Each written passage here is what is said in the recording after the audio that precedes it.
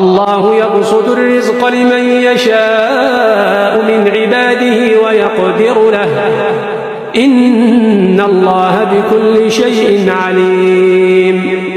ولئن سألتهم من نزل من السماء ماء فأحيا به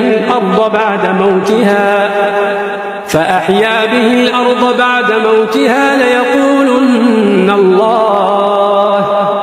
قل الحمد لله بل أكثرهم لا يعقلون.